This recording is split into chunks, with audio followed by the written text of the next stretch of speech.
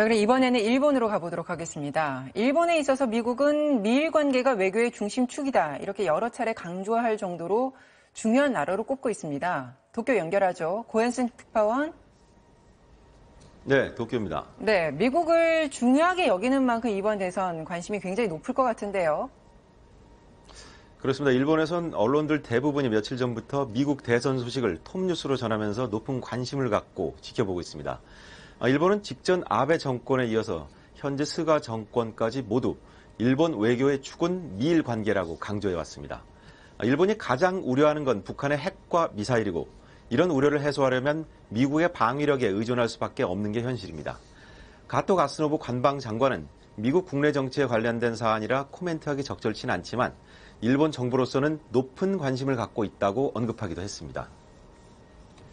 트럼프와 바이든 어느 쪽이 승리하냐에 따라서 일본 입장은 어떤 점이 달라집니까? 네, 일본 언론에서는 트럼프가 승리하면 당장 현안인 주일 미군 분담금 협상에서 부담이 늘어날 것으로 우려하고 있습니다.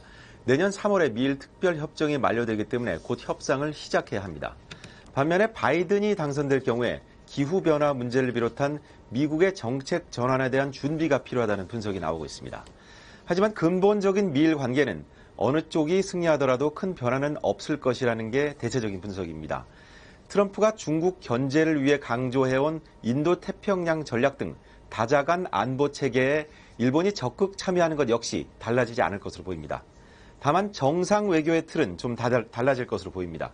4년 전에 아베 총리는 트럼프 당선 직후에 미국을 방문해서 외국 정상 중에 가장 먼저 트럼프와 회담을 가졌습니다. 이후에도 트럼프와 아베는 정상회담 12번, 전화회담 30여 차례, 골프 회동만 5번을 갖는 등 친밀한 관계를 과시해왔습니다. 워싱턴 포스트는 트럼프 대통령이 전 세계 정상들 중에 아베 총리와 가장 가깝게 지내고 있다고 평가하기도 했습니다. 안 그래도 외교 경험이 거의 없는 신임 스가 총리로서는 정상 간 관계 구축에 부담이 적지 않은 상황인데요. 당장 미국 방문 일정부터 혼선을 빚고 있습니다. 당초 스가 총리는 트럼프가 재선되면 즉시 미국을 방문하고 바이든이 당선될 경우 대통령 취임일인 내년 1월 20일 이후로 일정을 잡을 것으로 알려졌습니다. 하지만 막판까지 누가 승자가 될지 분명치 않은 데다 우편 투표로 인해 선거 결과가 늦게 나오고 법정 다툼이나 소요 사태가 벌어질 가능성도 나오고 있습니다. 따라서 스가 총리가 방미 일정을 아예 내년 1월 이후로 늦춘다는 보도도 나오고 있습니다. 지금까지 도쿄에서 전해드렸습니다.